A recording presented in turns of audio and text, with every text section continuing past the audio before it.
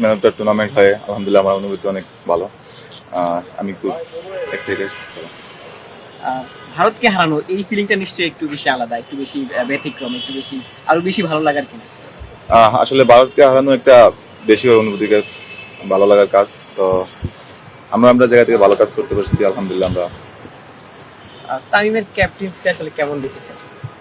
আমিও ক্যাপ্টেন্সি আলহামদুলিল্লাহ ভালো ক্যাপ্টেন্সি করছি। সো ওভারঅল আমরা ওর ক্যাপ্টেন্সি জিততে পারছি। সো আমরা যদি দেখি আগের দলটার আগের ব্যাচের আসলে আপনি অংশ ছিলেন, আপনারা মারুফ মৃধা ছিলেন, একটু এক্সপিরিয়েন্সটা আসলে একটু বেশি বাড়তি কাজে দিয়েছে। হ্যাঁ, তা তো অবশ্যই। আগের বার যখন খেলছি আমি, তখন আমি জানি যে উইকেটে কেমন কি করতে হবে, কখন কি করতে হবে, আর এই উইকেটে কোন জায়গায় ভালো বল কোন জায়গায় করলে ভালো হবে। সো একটু বাড়তি এক্সপিরিয়েন্স ছিল, এটাই আমাকে অনেক হেল্প করছে। স্যান্ডেলিনা সো রূপচর্চায় আভিজাত্য।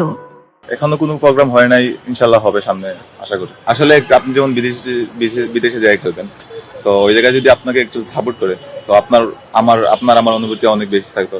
সো ওই জায়গাতে আমার অনুভূতি অনেক ভালো ছিল, আর ওই জায়গায় ওরা অনেক সাপোর্ট করছে আমাদের। মাঠে দেখেছি যে দেবাশিস থেকে শুরু করে বেশ কয়েকজন ক্রিকেটারে ইন্ডিয়ার ক্রিকেটারদের এগেনস্টে যে ব্যাপারগুলো ছিল, সেটা আসলে আপনাদের আগে থেকেই কি টিমমেটদের মধ্যে আলোচনা হয়েছিল যে একটা মানে অ্যাগ্রেশন আপনারা দেখাবেন মাঠে, হয় পারফরমেন্স দিয়ে বা অন্য বাকি বিষয়গুলো দিয়ে, সেগুলো পরিকল্পনা মাফিক হয়েছে, কি হয়েছে? আসলে আপনি দেখেন, যখন আমরা ইন্ডিয়ার সাথে খেলি, তখন আসলে একটা head to head Bangladesh India মানে হেড টু হেড খেলা। সো ওই জায়গায় আমাদের প্ল্যান ছিল যে কখনো মানে ওদেরকে ছাড় দেওয়া যাবে না।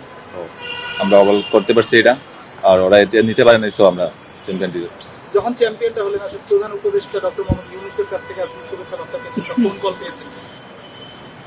হয়তো পাইছে, আমি অ্যাকচুয়ালি জানি না, তো শুনি নাই, পাইছে হয়তো।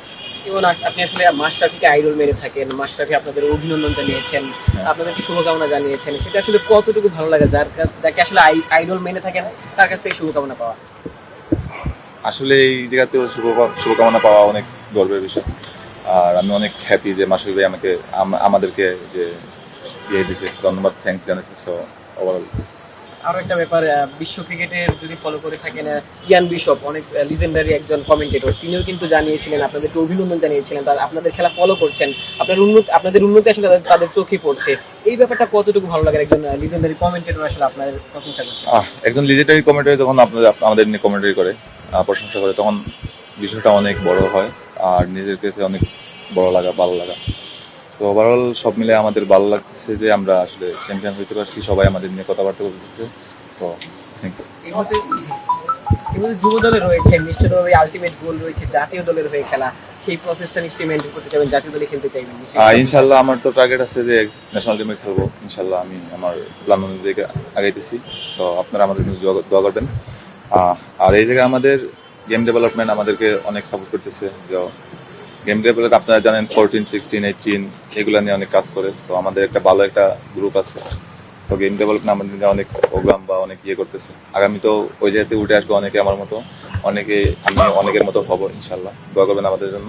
আর গেম ডেভেলপমেন্ট আপনার নাহিদার মাঝে একটা কমন বিষয় সেটা হচ্ছে মাঠে অনেক জোরে বল করেন, কিন্তু প্রশ্নের উত্তরগুলো খুব ছোট ছোট হয় কেন? আসলে এটা আসলে বলার কিভাবে যে বলবো, শুরু হয় কেন। আচ্ছা, উইকেট তোলা সহজ, মানে বোল্ড করা সহজ নাকি কথা বলা সহজ? আমার কাছে মনে হয় যে বল করে সহজ, কথা বলার একটু কঠিন হয়ে যায়।